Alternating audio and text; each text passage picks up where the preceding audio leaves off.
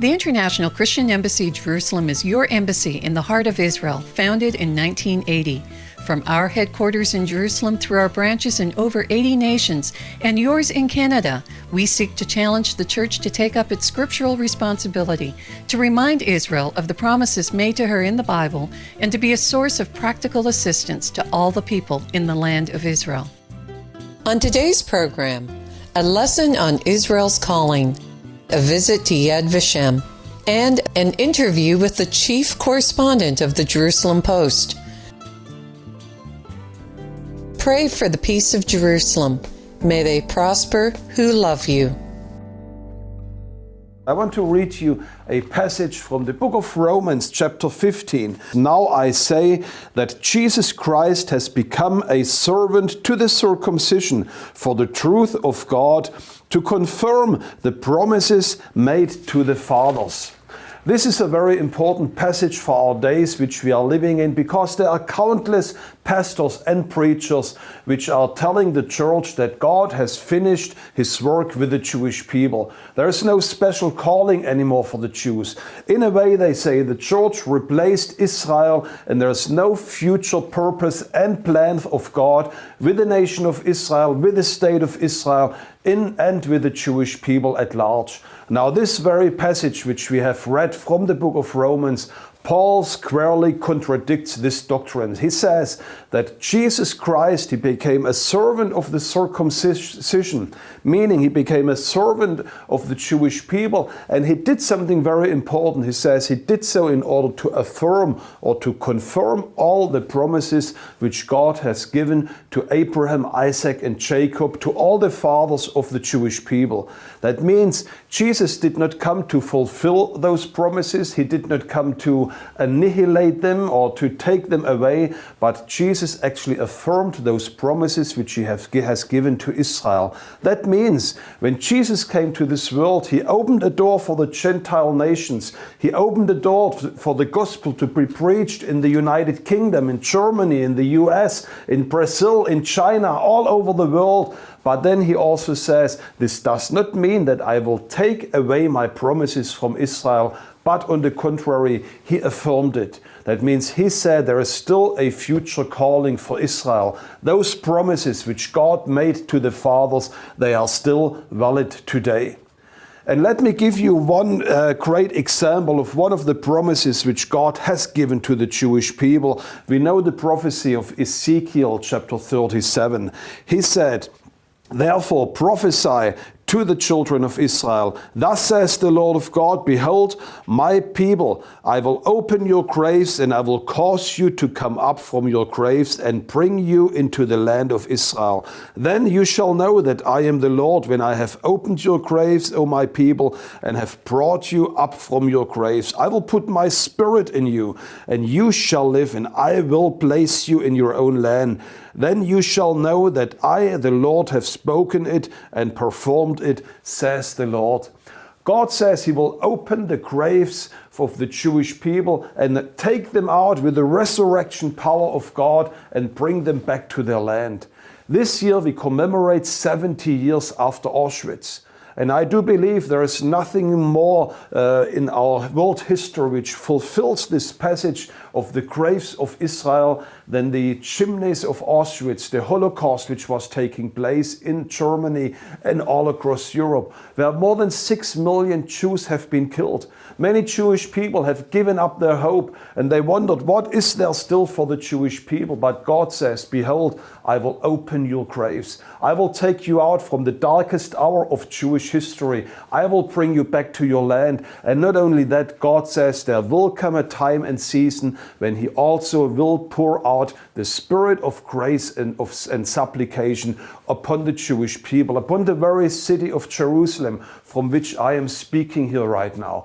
And this is the great endeavor, the great program which the Christian Embassy is involved in those last days, to help and to stand at the side of God in the restoration of Israel, to be a testimony to this nation, to speak to them and say to them, behold, your God has not given up on you, but he's affirming every single promise which God has given to your fathers.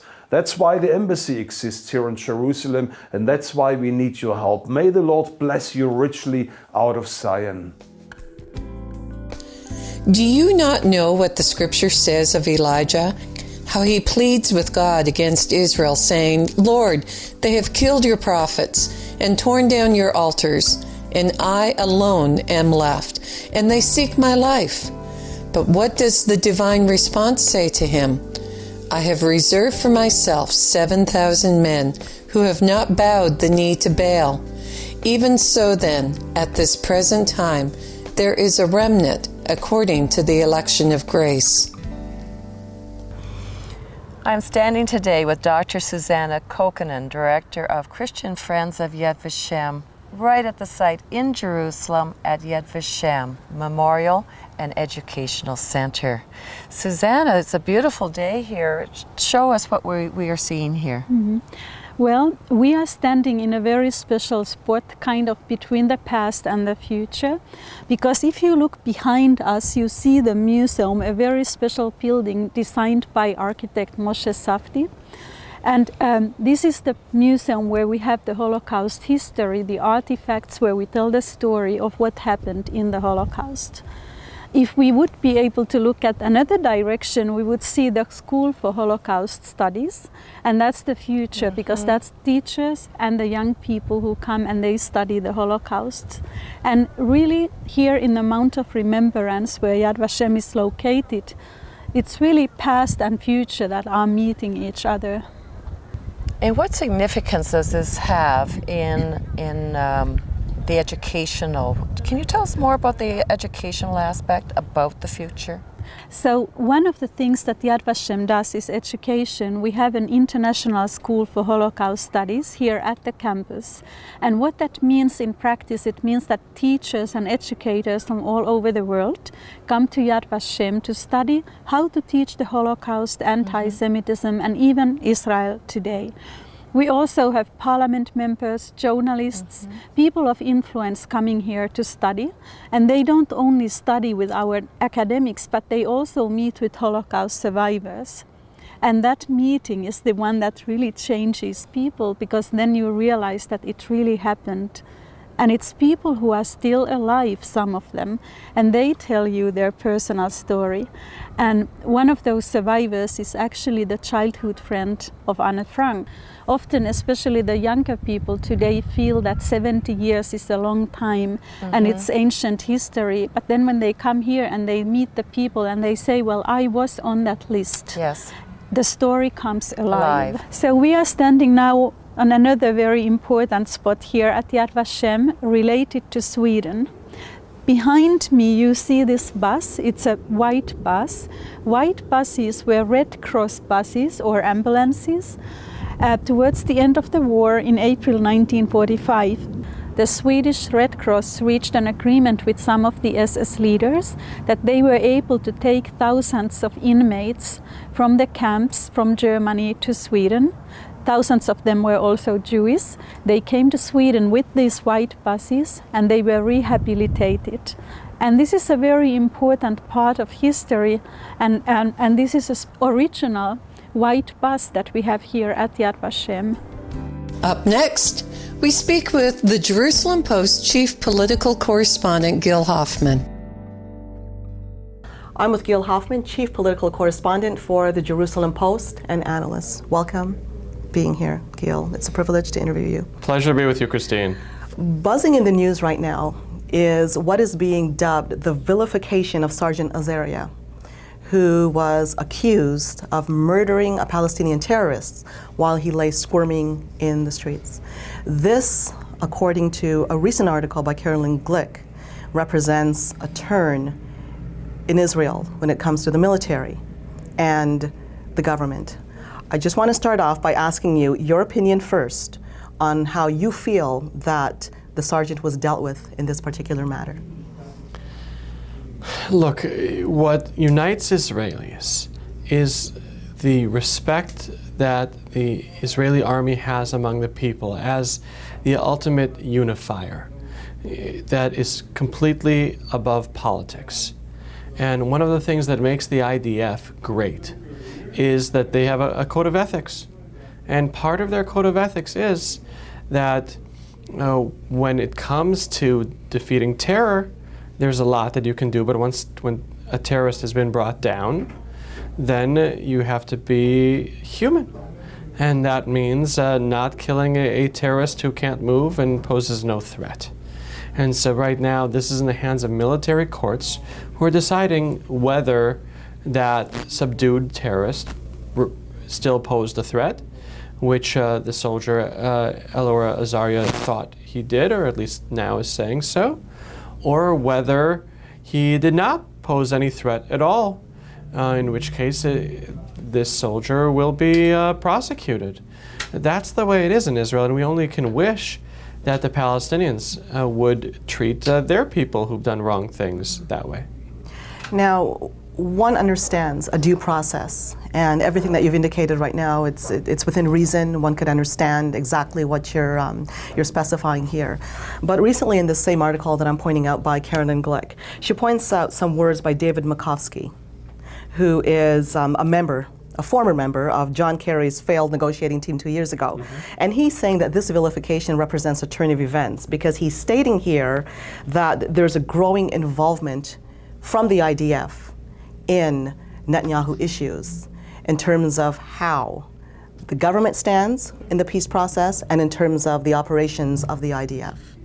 Well, that would be a very serious thing if that were true. If it could get to the point where the IDF was seen as an opponent of Netanyahu, as taking a stance that is political and left-wing compared to Netanyahu, that would be very serious. And I don't think that opinion is widespread. It's interesting that Carolyn, who represents the far right in Israel, and J Street, who represents the far left on Israel issues in America, have both made an issue of that. I spoke in Washington last week, and J Street seemed to be eager to get the army to be counterbalance to Netanyahu on the left, and I remember feeling wrong that can't be. And so if Carolyn and J Street are saying the same thing, I think it's very interesting. Yes, because she's stating that actually the IDF is now pressuring the Netanyahu government to relinquish some security control and appears to be giving side to the Palestinians, weighed over on the left. What I think is interesting is that when Netanyahu took over as prime minister again in 2009, the first thing that he did was remove 2/3 of the security checkpoints in the West Bank in order to give the Palestinians freedom of movement and a better life, which surprised a lot of people. And so now there could be people in the IDF who want to see more steps taken, and those things will be decided in behind closed doors in meetings of the Israeli Security Cabinet, in which leading military officials join together with the cabinet ministers, but in which Netanyahu really makes the final decisions. Now, we're going to be touching on your reputation shortly as the most optimistic person in Israel. But before, I've got another question that's not so optimistic. The Deputy Chief of Staff, Major General Yair Golan, was stated as comparing the Israeli security to Nazis. And he made this declaration in this report of Carolyn Glick on Holocaust Memorial Day, Remembrance Day. I mean, that is a drastic statement. Okay, I think that what she is, the way she's reading what he said was going a bit far. He was talking about an atmosphere in Israel that he saw as there being too much racism. That reminded him of the 1930s Germany, and that is a statement that is extreme and that was condemned not only by Carolyn Glick but by the entire political spectrum in Israel. And he had to apologize. And did he did apologize? He did apologize. But I think that the way that his statement was interpreted went a bit far, and I think she's reading too much into it. She's not the most optimistic person in Israel, I'll tell you that. Do you see this as a sign that something could be stirring that could be detrimental to the Netanyahu government when one looks at such reports that not just imply but signify that there's a rift going on currently between the IDF? And we're not just talking about among the lower ranks, we're talking general here. and the Netanyahu government, who is an elected government? Christina, absolutely not. Netanyahu's government is not in jeopardy. He's going to pass a 2-year budget, which will give him 2 more years in power. That will take him to pass David Ben-Gurion as the longest-serving prime minister in Israel's history, already September 23rd, 2018. He will pass that incredible benchmark. And so no sitting IDF officer, even when they quit, they have a 3-year waiting period before they can enter politics, will damage Netanyahu at all. Now, have you seen any pattern historically where there has been any kind of a rift between IDF and any ruling leader? I mean, we're talking historically here, you're in the media, because what I'm trying to establish here is this something different that we're seeing appearing in the news, or have you seen this kind of an event take place at any point historically? Look, there were times that defense ministers and chiefs of staff of the army have not gotten along, especially when the defense minister was a former chief of staff of the army and didn't necessarily get along with the current chief of staff. It's happened a lot, actually. And it didn't signify anything deeper than personality issues. And, I know Carolyn has her certain agenda, but I don't think that this is as big a deal as she's making it out to be.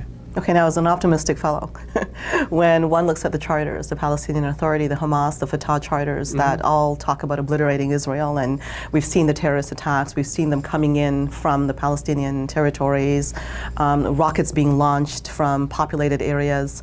What would you have to say in terms of optimism, if one could even find any, in terms of the peace process? Okay, well, I mean, before we get to the peace process, look, all those attempts to annihilate Israel haven't worked, right, Christine? Yes, that's optimistic. And they're obviously going to continue trying to destroy Israel no matter what happens, no matter whether there's a diplomatic process or whether there's no diplomatic process going on. They're not going to stop their efforts to defeat the Jewish state. And I think that even the politicians in Israel who are in favor of making territorial concessions are under no illusion that they would be what would bring about, peace in the Middle East. What there can be is some kind of maneuver on the Israeli part diplomatically if they decide to set a border that would be different. That can happen. There can be enough support of the people of Israel for doing that if you have the right circumstances on the Palestinian side and in Washington. But even then, what Israel's seeking would not be some beautiful marriage of Israelis and Palestinians together. It would be an amicable divorce. It would be Israelis and Palestinians on the opposite side of a large security barrier that would be internationally recognized. But this very security barrier has been an issue. I mean, Israel is struggling for its existence and has erected certain security barriers, which are obviously necessary for the protection of its people, which are completely not accepted by the other side. Would you have any hope in terms of a peace process, given what the mandate of the other side is? Or are you saying that international involvement is required? Absolutely. Look, there would have to be direct talks under the auspices of an American administration respected by both sides. Currently, there's an American administration not respected by either side, and there has been now for 8 years. Let's not forget, the last time there was a real serious peace process between Israel and the Palestinians was in September 2008, when the Prime Minister of Israel was Ehud Olmert, who was willing to go a long way to reach out to the Palestinians, offered them 100% of the biblical heartland of the Jewish people of the West Bank, of Judea and Samaria, offered to take in thousands of Palestinian refugees, which no Israeli government had ever even agreed to allow in one, because there were a lot more Jewish refugees from the 1948 war. And last but not least, Olmert, who had been mayor of Jerusalem, offered to make the Arab neighbors a Palestinian capital and its old city that's so holy internationalized under the control of 5 countries: the United States, the new Palestinian state, Israel, Jordan, and Saudi Arabia. Now, the Palestinians ended those talks without saying yes, in part because they had hope that Obama would put enough pressure on Israel to make them have a worse deal for Israel. And we were about to make it through. 8 very hard years. When we're taping this, there are 252 days left with Obama in the White House. And the hope in Israel, at least according to all the polls I've seen, the people of Israel believe that whoever is elected President of the United States is going to make things better for us. Now, historically, Israel has been giving up land, more land, and more land, and still we have not seen any peace whatsoever based on what's in those charters. I mean, it should follow through that if your enemy wants to kill you and has a mandate to kill you, how do you negotiate? Is there any negotiation based on what that mandate of that enemy is? And this is where there's an impasse in terms of moving forward. So I just wonder, in terms of moving forward, how you see any possibility of that kind of a process settling. I mean, we're looking at international pressure, yes, the involvement by the United States or whatever country, but at the same time, Israel is also its sovereign land. And I wonder sometimes what other country would put up with what Israel has put up with. You're absolutely right, Christine. Israel's put up with way, way, way too much. And if there will be a process again in which Israel would relinquish any land, it would be something that the people of Israel decide would be a good thing, despite all the security risks involved, that it would be fully taken into account. And in terms of how and whether it would happen, well, whenever Israel's given up land in the past, there's been one of three things. There's either been an Arab leader who Israelis trust, which we don't have now or on the horizon, a desire in the Israeli part to withdraw unilaterally, which we don't have after withdrawing from Gaza resulted in 20,000 rockets being fired at Israeli civilians, or an American president who Israelis revere. And that we don't have now, obviously, but we can have soon. I'm going to ask you one final question. I know you're an optimist. With the deal that Obama made And Iran. with Iran, yes, billions of dollars have now been funneled back, or in the process of going back into Iran, which of course funds Hezbollah, Islamic Jihad, every terrorist group that you could imagine. And I wonder if there is a consensus, or what percentage of people believe that Iran may well use their nuclear capability against Israel, and perhaps where you stand. Because, I mean, the outer world, we hear various reports, but you being the chief political correspondent, I'd like to know where you stand, and if you can give us a little bit more information on what the general view is. Sure, Christine. You know, for me as a political analyst, it's fascinating, because 85% of Israelis were against the Iranian nuclear deal. I've never seen 85% of Israelis unite on anything, except for maybe falafel and hummus. That's about it. And yet out of those 85%, 100% of them hope they're wrong. They hope they're wrong in their belief that this Iranian nuclear deal will facilitate a nuclear Iran rather than prevent one. They hope and they pray that Obama is right in his opinion that it will prevent a nuclear Iran rather than facilitate one. They don't think he's right on almost anything, but they hope that he is right in this case because they want to live. Now, right now, temporarily, strangely enough, the Iranian nuclear deal has improved Israeli security in that the Iranians want quiet right now. They want to keep their proxies in line and not take any risks while the money is flowing in.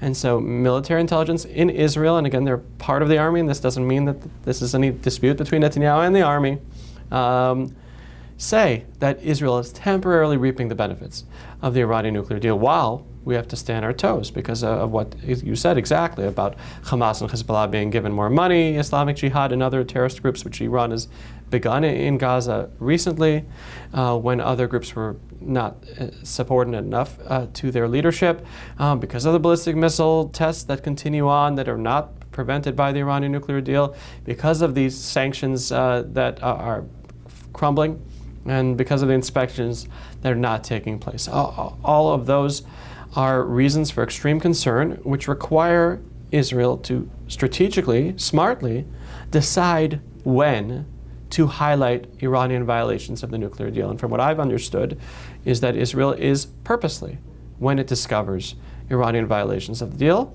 not telling anyone. Well, why would we not tell anyone? Well, maybe because the current president of the United States wouldn't do anything about it anyway. You know, nobody likes to be told that their baby's not too pretty. Only after he is gone, and it's not too far away that he is gone, will there be a different American president, again, no matter who's elected in the election in the United States, who will take it a lot more seriously. Even if it's Trump? Yes, absolutely. You know, both candidates, let's take a look for a moment. Hillary Clinton said in her major Middle East policy speech at the Saban Forum in December, anybody could find it online, it's fascinating. You know, this was a 40-minute speech on nothing but the Middle East. And in that speech, she said she will hold Iran vigorously accountable for any violation. She said that America must keep the nuclear option on the table when it comes to Iran, not the military option. You know, the Supreme Court Justice Stephen Breyer was in back of her and corrected her and said, "You mean military option, not nuclear option." She said, yeah. I'm not sure.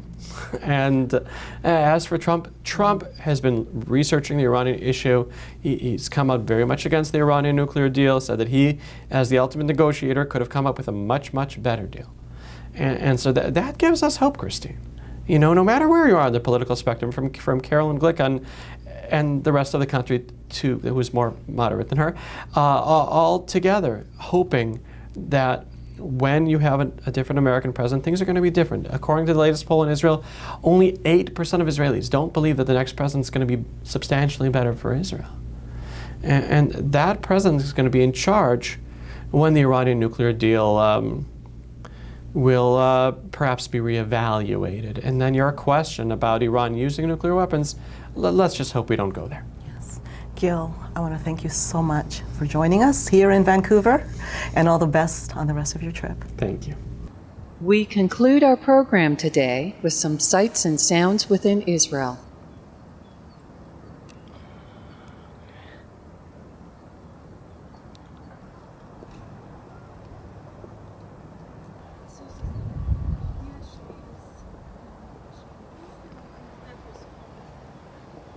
So that we'll just get the natural sounds.